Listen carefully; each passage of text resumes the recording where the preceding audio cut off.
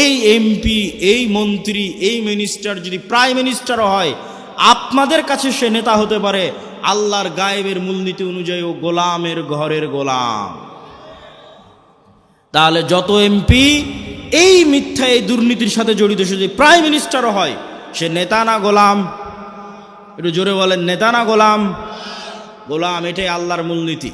এই মূলনীতির উপরেই আল্লাহ সুবহানাহু ওয়া তাআলা পৃথিবী প্রতিষ্ঠিত করেছেন। নেতা কখন? যখন সত্যবাদিতা ন্যায়পরায়ণতার উপর দাঁড়িয়ে আছে। তাহলে ওসমান হাদি একমাত্র ব্যক্তি ছিল যে দলের লেজুর বৃত্তি না করে, দলের লিয়াজু লবিংয়ের মধ্যে না গিয়ে, আসন ভাগাভাগির মিথ্যা দুর্গন্ধযুক্ত নিকৃষ্ট কালচারের মধ্যে না গিয়ে, যেটা সত্য ওইটাই মানুষের মুখের উপর স্ট্রেট ফরওয়ার্ড বলে দিত। আর এই রকম একজন মেরুদণ্ডওয়ালা, যার মেরুদণ্ড আছে, যে স্ট্রেট ফরওয়ার্ড সত্য এবং ন্যায় বলতে পারে জ্ঞানের সাথে, বুদ্ধিমত্তার সাথে, এটাই নেতা, এটাই নেতা তৈরি হওয়ার রাস্তা। আর এই রকম একজন মেরুদণ্ডওয়ালা সত্যবাদী ন্যায়পরায়ণ নেতা ওই রকম লাখো দুর্নীতিগ্রস্ত নির্বাচিত এমপির চেয়ে পাওয়ারফুল।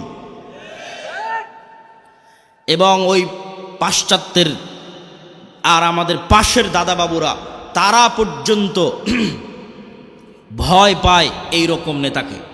কেন? ওই যে দুর্নীতির মধ্যে দিয়ে যে নেতা উঠে এসেছে, ওকে টাকা দিয়ে কিনে নেওয়া যাবে।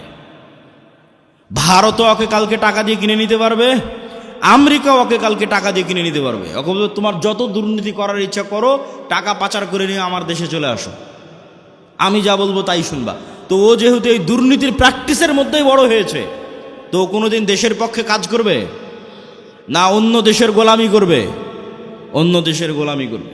তাহলে গোলামি থেকে বাঁচার জন্য একটা প্রজন্ম তৈরি করতে হবে আপনাদের, যে প্রজন্ম হবে সত্যবাদী, ন্যায়পরায়ণ, মিথ্যা এবং অন্যায়ের সংস্পর্শে যায়নি, মেরুদণ্ড বিক্রি করবে না টাকার কাছে। আপনি মাপবেন কেমনে যে আমি সত্যবাদী, ন্যায়পরায়ণ কিনা?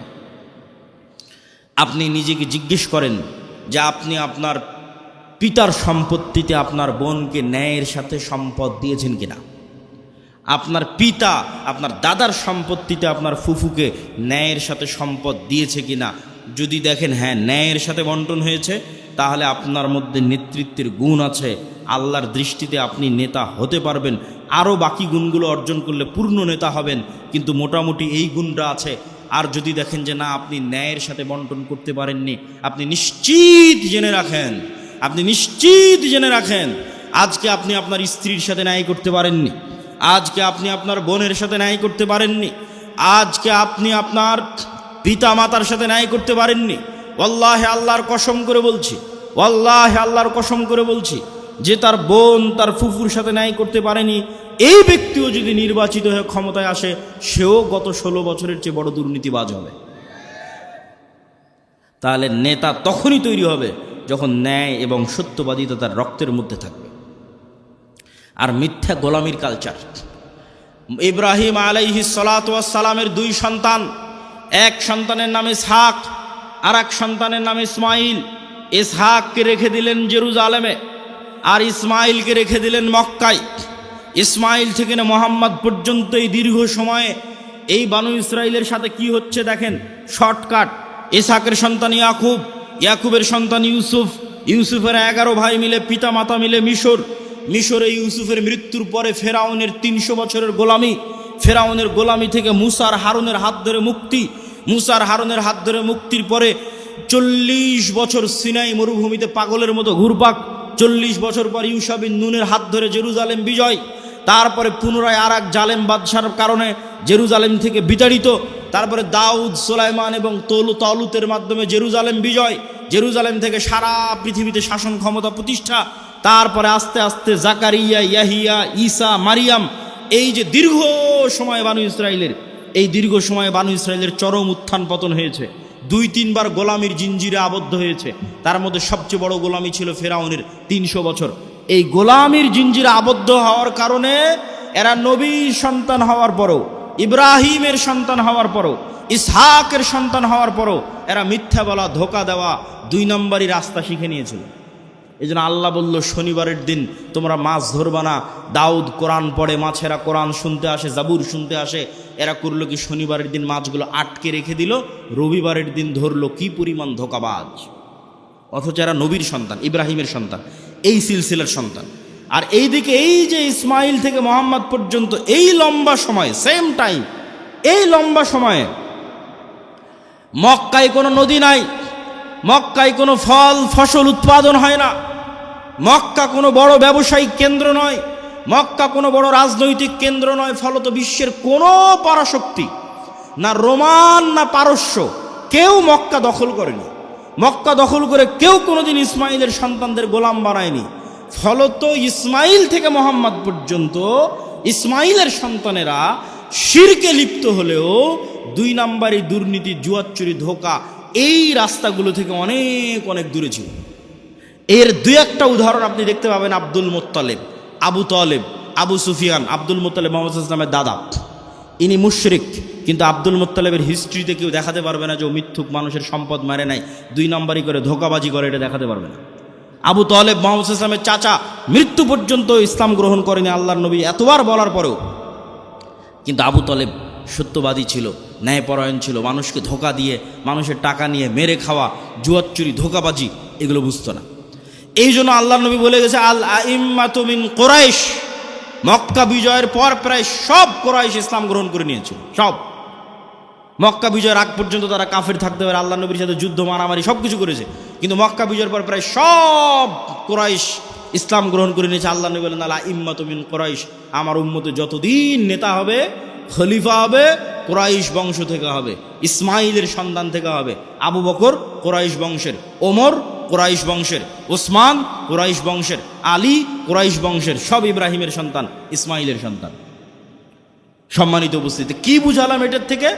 গোলামি মে বদল জাতি হে কওমো কা জমির। গোলামি করলে জাতির চরিত্র চেঞ্জ হয়ে যায়। আমরা যে 190 বছর ব্রিটিশের গোলামি করেছি এবং আমাদের স্বভাব চরিত্র চেঞ্জ হয়ে গেছে, তার একটা আলামত আমি নিজে ইউরোপ সফর করতে গিয়ে পেয়েছি, চাক্ষুষ একটা আলামত বলি। আমি মনে করতাম সারা পৃথিবী ইংরেজি ভাষা দিয়ে চলে।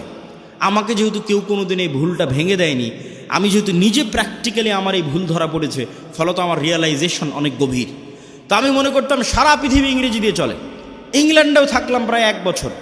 এই ইংল্যান্ডে থাকা অবস্থায় যখন ফ্রান্স গেলাম, স্পেন গেলাম, ইতালি গেলাম, স্পেনের যখন কর্ডোভা, গ্রানাডায় যাওয়ার জন্য যে বিমানবন্দরে নামলাম, ওই বিমানবন্দরে নেমে এক্সিট লেখাটা আমি ইংরেজিতে খুঁজে পাচ্ছিলাম না। ইংরেজি ভাষার এত অনুপস্থিতি যে বাহিরে যে বের হব, কোন রাস্তা দিয়ে বের হব, কোথায় এক্সিট, কিছু খুঁজে পায় না, সব স্প্যানিশ ল্যাঙ্গুয়েজ। যারা এয়ারপোর্টে দায়িত্ব পালন করছে, ওদের সাথে গিয়ে যে ইংরেজিতে কথা বলবো, ওরাও ইংরেজি বোঝে না। আরে অন্তত এয়ারপোর্টে দায়িত্বশীল তো ইংরেজি বুঝবে। এত উন্নত রাষ্ট্র স্পেন, এত উন্নত রাষ্ট্র ফ্রান্স, এত উন্নত রাষ্ট্র ইতালি, ইংরেজি জানে না। আমার তো মাথায় ঘুরে গেল, কেন ইংরেজি জানে না? তখন আমি রিয়ালাইজ করলাম, আমার মদিনা ইসলামী বিশ্ববিদ্যালয়ের বন্ধু, বাড়ি আফ্রিকা, ও বলতো আর ভাষা ফরাসি। আমি তখন এটা না অত গভীর চিন্তা করিনি, নিজের ভাষা ফরাসি কেন। ফ্রান্সে যখন গেলাম দেখি ফ্রান্সে সব আফ্রিকান মুসলমান।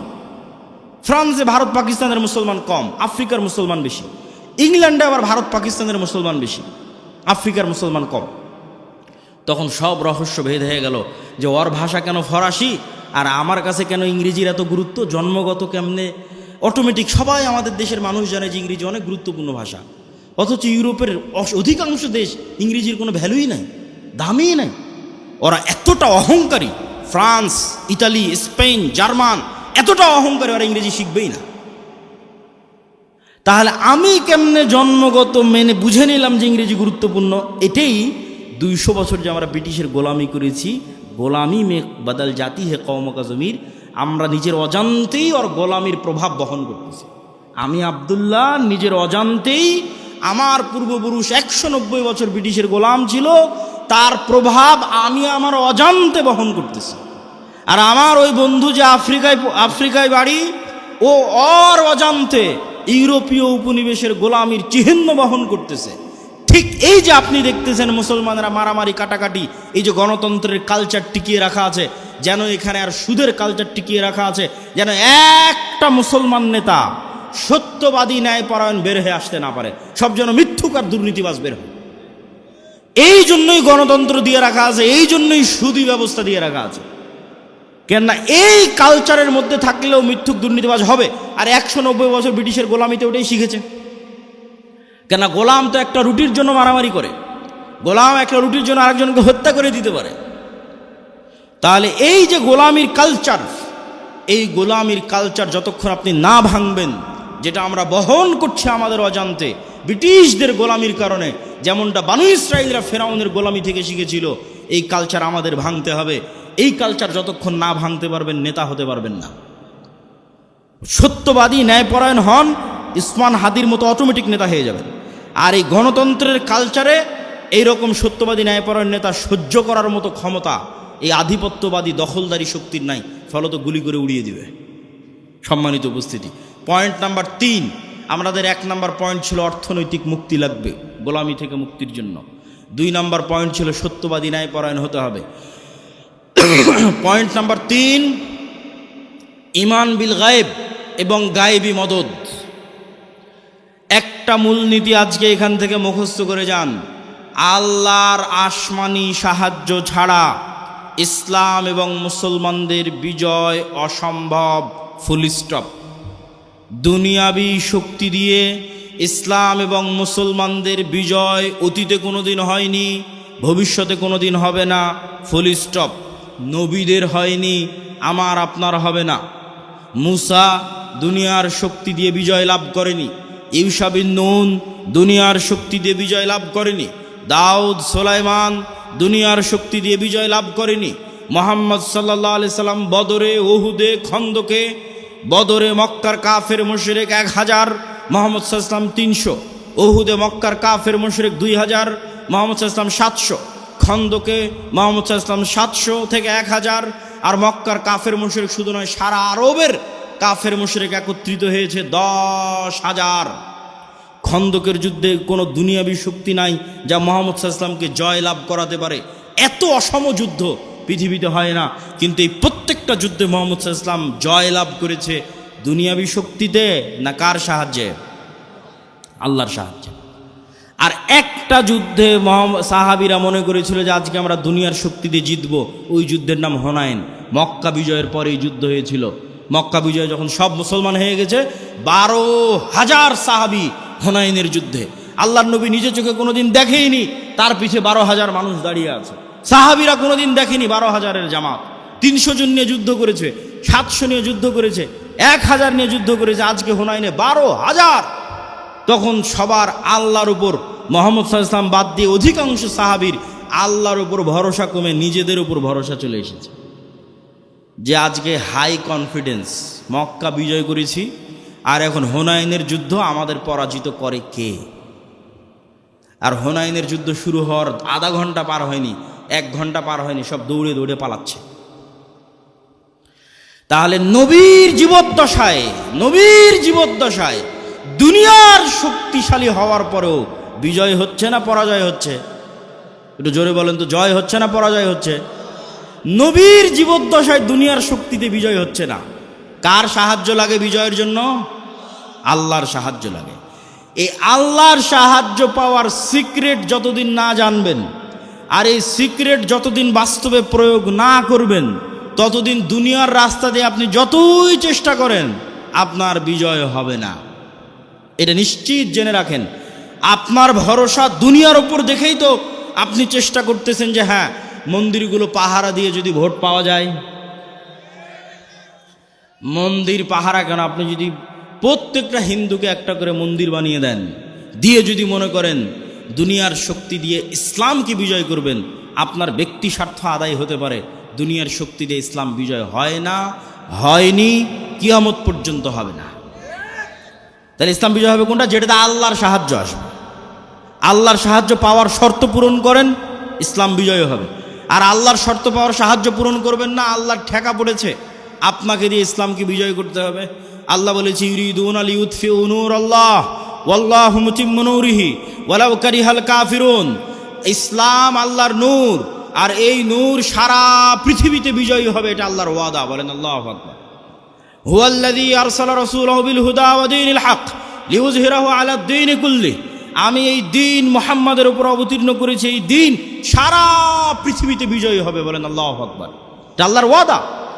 তো আল্লাহ ইসলামের বিজয়ের জন্য আমার আপনার মুখাপেক্ষী নয়, কিন্তু আমি আপনি যদি শর্ত পূরণ না করি বিজয় হবেন। শিক্ষা এবং জ্ঞানে এগিয়ে যেতে হবে।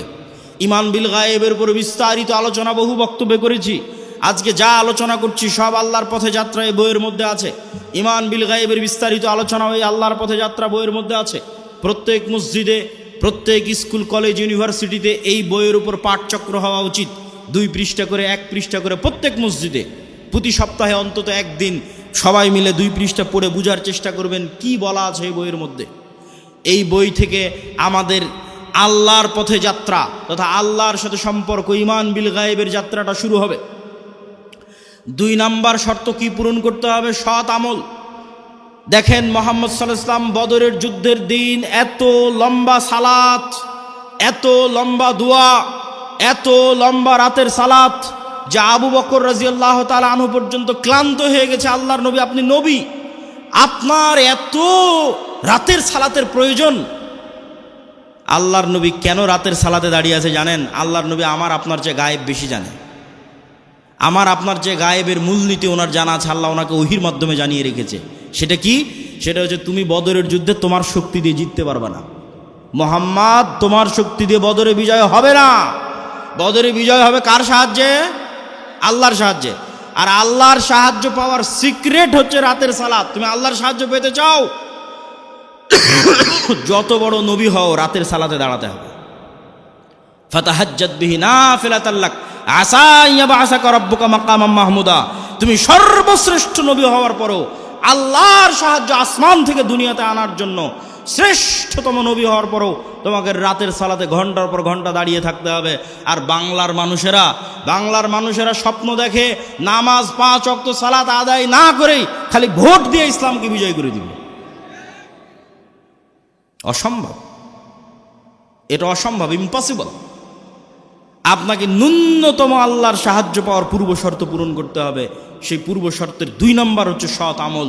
রাতের সালাত না পারেন 5 ওয়াক্ত সালাত ঠিক রাখতে হবে। আর রাতের সালাত আর সকাল সন্ধ্যের জিকির মোস্ট পাওয়ারফুল। সকাল সন্ধ্যের জিকির কেন পাওয়ারফুল? মুসা আলাইহিস সালাতু ওয়াস সালাম ফেরাউনের উপর বিজয় লাভ করবেন, অথচ মুসা আলাইহিস সালাম আমার এবং আপনার চেয়ে দুর্বল। মুসা আলাইহিস সালামকে আল্লাহ বলছে, যাও ফেরাউনের কাছে, ওয়ালা তানিয়া ফি যিকরি, সব সময় আমাকে স্মরণে রাখবা, জিকির ভুলবা না। জিকির না করলে তুমি জিততে পারবে না। জাকারিয়া আলাইহিস সালাতু ওয়াস সালাম আল্লাহর কাছে সন্তান চাইলেন, আল্লাহ বললেন সন্তান হবে। বন্ধা স্ত্রী, বার্ধক্য বয়স, কেমনে সন্তান হবে? আল্লাহ আলামত বলেন। আল্লাহ বললেন সকাল সন্ধ্যা জিকির করো, সন্তান হবে। সকাল সন্ধ্যা জিকির পৃথিবীর এমন বড় সিক্রেট যা দিয়ে পৃথিবীর এমন কোনো অসম্ভব নয়, যা সম্ভব করা সম্ভব নয়। মুসা যদি ফেরাউনকে পরাজিত করতে পারে, এই অসম্ভব যদি সম্ভব হয়ে যেতে পারে, জাকারিয়াকে যদি আল্লাহ সন্তান দিয়ে দিতে পারে, তো সকাল সন্ধ্যার জিকির দিয়ে পৃথিবীর সব অসম্ভবকে সম্ভব করা যাবে। কেননা আপনার এই ইয়াকিন থাকতে হবে, ইউসাব্বিহু লিল্লাহি মা ফিস সামাওয়াতি ওয়া মা ফিল আরজ, আসমান জমিন এবং তার মধ্যে যা কিছু আছে, জীব জন্তু, জড়বস্তু, জড় পদার্থ, কীট পতঙ্গ, এই টিস্যু, এই বই, মাইক, মোবাইল, এই কাঠের ডায়াস, এই ক্যামেরা, যা দেখতে পাচ্ছি, এরা এখনো 24 ঘন্টা আল্লাহর তাসবিহ পাঠ করতেছে। বলেন আল্লাহু আকবার। এটা গায়েব। এই গায়েবের মূলনীতি আল্লাহ কোরআনে দিয়ে দিয়েছে যে তোমরা তো গায়েব জানো না, তোমাদেরকে জানিয়ে দিচ্ছি। এরা সবাই তাসবিহ পাঠ করতেছে। তাহলে আপনিও যখন সকাল সন্ধ্যার জিকির করবেন, এরাও আপনার সেই তাসবিহ বুঝবে। সুলাইমান আলাইহিস সালামেরটা বুঝতো, সুলাইমান আলাইহিস সালাম ওদেরটাও বুঝতো। এরা পরস্পর, আমি যদি সুবহানাল্লাহি ওয়া বিহামদিহি সুবহানাল্লাহিল আযীম বলি, এগুলো সব কিয়ামতের মাঠে সাক্ষী দিবে। এরা শুনছে, কিয়ামতের মাঠে সাক্ষী দিবে। বলেন আল্লাহু আকবার। মুয়াজ্জিনের আজান যত দূর পর্যন্ত যাবে, এই প্রত্যেকটা জীব জন্তু, কীট পতঙ্গ, জড়বস্তু, জড় পদার্থ এরা শুনে, এরা নিজেরা তাসবিহ পড়ে, এরা মানুষের তাসবিহ শুনে। মুয়াজ্জিনের আজান যত দূর পর্যন্ত যাবে, পৃথিবীর প্রত্যেকটা ধূলিকণা বালিকণা কিয়ামতের মাঠে মুয়াজ্জিনের পক্ষে সাক্ষ্য দিবে। বলেন আল্লাহু আকবার। এই জন্য জিকির মোস্ট পাওয়ারফুল, সবচেয়ে পাওয়ারফুল। আল্লাহ আসমান জমিন সৃষ্টি করেছেন আওয়াজ দিয়ে, আল্লাহ আসমান জমিন ধ্বংস করবেন আওয়াজ দিয়ে। পৃথিবীর প্রত্যেক জীবজন্তু, জড়বস্তু, জড়পদার্থ সবসময় আওয়াজ বের করতেছে, আল্লাহর তাসবিহ পাঠে আওয়াজ বের করতেছে। সব ফেরেশতা সবসময় আল্লাহর তাসবিহ পাঠে আওয়াজ বের করতেছে। আওয়াজ সবচেয়ে মোস্ট পাওয়ারফুল। এই জন্য মুসলমানদের মোজেজা মুসা আলাইহিস সালাতু ওয়াস সালাম, মুহাম্মদ সাল্লাল্লাহু আলাইহি ওয়াসাল্লামের মোজেজা মুসা আলাইহিস সালামের লাঠির চেয়ে, ঈসা আলাইহিস সালামের মৃত্যুকে জীবিত করার চেয়ে বেশি পাওয়ারফুল। কেন? মুহাম্মদ সাল্লাল্লাহু আলাইহি ওয়াসাল্লামের মোজেজা কোরআন, সরাসরি আল্লাহর আওয়াজ। বলেন আল্লাহু আকবার। কোরআন পড়ে কে, বুঝে কে, জানে কে, শিখে কে? কোরআনের মধ্যেই মুসলমানদের মুক্তির রাস্তা আছে, গোলামি থেকে মুক্তির রাস্তা আছে। সম্মানিত উপস্থিতি, আমরা বক্তব্য দীর্ঘায়িত করব না, রাত গভীর করার পূর্বেই বক্তব্য শেষ করে দিব। তাহলে আমরা আমাদের পূর্ব শর্ত, যা গায়েবী মদত পাবো, 1 নম্বর শর্ত ঈমান বিল গায়বি ইয়াকিন থাকতে হবে। 2 নম্বর শর্ত সৎ আমল থাকতে হবে। সৎ আমলের 2টা আমল খুব পাওয়ারফুল, একটা রাতের সালাত, একটা সকাল সন্ধ্যের জিকির। সব অসম্ভবকে সম্ভব করা সম্ভব এই 2টা দিয়ে। 3 নম্বর হচ্ছে শিক্ষা এবং জ্ঞান। আল্লাহ পৃথিবী যেই মূলনীতির উপর তৈরি করেছে, এই মূলনীতি আল্লাহ ভাঙে না, খুব কম সময় ভাঙে। আগুনের মধ্যে যদি সবচেয়ে বড় পরহেজগার মানুষকে নিক্ষেপ করা হয়, আগুন জ্বালিয়ে দিবে। এভাবে আগুনকে ডেভেলপ করা আছে। ইব্রাহিমের ক্ষেত্রে আল্লাহ রুল ব্রেক করেছে, সবার ক্ষেত্রে করবে না। ওই যে সূরা বুরুজের দেখেন, পুরো একটা জাতিকে আগুনে নিক্ষেপ করে দেওয়া হয়েছে, সবাইকে আগুন পুড়িয়ে দিয়েছে। সূরা বুরুজের ঘটনা, পুরো একটা জাতিকে ইমানের কারণে আগুনে নিক্ষেপ করা হয়েছে, সবাই আগুনে জ্বলে গেছে, পুড়ে গেছে, কিন্তু ইমান ত্যাগ করেনি। তাহলে এই যে মূলনীতির উপর আল্লাহ পৃথিবী সাজিয়েছে, এটা আল্লাহ সাধারণত ভাঙে না। আপনি মোবাইল যে ফাংশন ব্যবহার করবেন, ওই ফাংশন ইহুদিও ব্যবহার করলে একই সার্ভিস পাবে, মুসলমান ব্যবহার করলে একই সার্ভিস পাবে। তাহলে পৃথিবীর ফাংশন হচ্ছে, পৃথিবীকে এইভাবে ফাংশন করা আছে যে জ্ঞান অর্জন করবেও নেতা হবে, যে জ্ঞান অর্জন করবেও কি হবে, নেতা হওয়ার শর্ত কি বলেন তো, একটু জোরে বলেন তো, কি অর্জন করা? জ্ঞান অর্জন করা। দলিল, আল্লাহ নিজেই সবার চেয়ে বড় জ্ঞানী। দলিল, আদম আলাইহিস সালাম ফেরেশতা জিনের চেয়ে জ্ঞানী। দলিল, আল্লাহ তালুতকে নেতা বানিয়েছে শুধু জ্ঞানের কারণে। আর কত অসংখ্য দলিল নেবেন, তার হিসাব নাই। আজকে ইহুদি এবং খ্রিস্টানেরা পড়াশোনা, জ্ঞান, গরিমা, গবেষণা নিয়ে ব্যস্ত, আর মুসলমানের সন্তানেরা জুয়া, ফেসবুক, টুইটার, টিকটক, বিড়ি, সিগারেট, নেশা, আইপিএল, বিশ্বকাপ, ফুটবল, গণতন্ত্রের রাজনীতি, চাঁদাবাজি, যত সময় নষ্টের রাস্তা আছে, এই সময় নষ্টের রাস্তায় ব্যস্ত। আপনি বলেন নেতাকে আর গোলামকে? ঢাকা বিশ্ববিদ্যালয়ে বড় স্ক্রিন লাগিয়ে যারা খেলা দেখে সময় নষ্ট করতেছে, ওরা গোলাম? না অক্সফোর্ড ক্যামব্রিজে যারা পড়াশোনা জ্ঞান অর্জন করছে, ওরা গোলাম? এই মূলনীতি আল্লাহ সুবহানাহু ওয়া তাআলা ভাঙবেন না যতক্ষণ না আপনি চেষ্টা না করেন। হ্যাঁ, আপনি যদি চেষ্টা করেন যে হ্যাঁ আমি জ্ঞানী হব, এই জ্ঞানী হওয়ার পাশাপাশি আগের যদি সব শর্ত পূরণ থাকে, যা যা বলেছি, আপনার যদি সৎ আমল থাকে, আপনি যদি সত্যবাদিতা, ন্যায়পরায়ণতার উপর অটল থাকেন, বিক্রি না হন, আপনার যদি ঈমান বিল গায়বি ইয়াকিন থাকে, তাহলে এরকম যদি 500টা উসমান হাদি তৈরি হয়ে যায়, এরকম যদি 500 যুবক তৈরি হয়ে যায়, তাহলে শুধু বাংলাদেশের ক্ষমতা নয়, সারা পৃথিবীর ক্ষমতা অর্জন করতে পারবেন। বলেন আল্লাহু আকবার। কোরআনের মধ্যে শুধু বাংলাদেশের ক্ষমতা অর্জনের রাস্তা দেওয়া নাই, সারা পৃথিবীর ক্ষমতা অর্জনের রাস্তা দেওয়া আছে। আল্লাহ সুবহানাহু ওয়া তাআলা আমাদেরকে কবুল করুক, বলেন আল্লাহুম্মা আমিন। আমরা যেন আমাদের একটা প্রজন্মকে এই আদর্শগুলোর উপর গড়ে তুলতে পারি। এই জন্যই তো আমরা মক্তব করছি, এই জন্যই তো মাসিক আল ইতিসাম আপনাদের নিতে বলছি, এই জন্যই তো আমাদের মক্তবের সিলেবাস আমার লেখা, যাতে আপনাদের সন্তানদের ব্রেনের মধ্যে আমরা এই জিনিসগুলো ঢুকিয়ে দিতে পারি। আমি জানি না কেন এখনও আপনারা মক্তবের ট্রেনিংয়ের জন্য আপনাদের শিক্ষকদের পাঠান না। যাতায়াত খরচ লাগে না, বই পুস্তকের খরচ লাগে না, থাকা খাওয়ার খরচ লাগে না, তারপরেও আপনি মক্তবের ট্রেনিংয়ে নাই, শুধু প্রোগ্রাম নেওয়ার সময় আছেন। এই সিস্টেম পরিবর্তন করতে হবে। মক্তবি মূল, শতভাগ মুসলমানের সন্তানকে কোরআন ও দ্বীন শিখাতে হবে। কোথায় শিখাবো? জামিয়া সালাফিয়ায়? সম্ভব নয়। জামিয়া সালাফিয়া বা মাদ্রাসায় সারা বাংলাদেশের 2% ছেলে মেয়ে পড়ে। শতভাগ মুসলমানের সন্তানকে কোরআন ও দ্বীন শিখাতে চাইলে মসজিদেই যেতে হবে, মক্তবে যেতে হবে। এই জন্য আমি কড়া করে বলেছি যে মসজিদের ইসিবি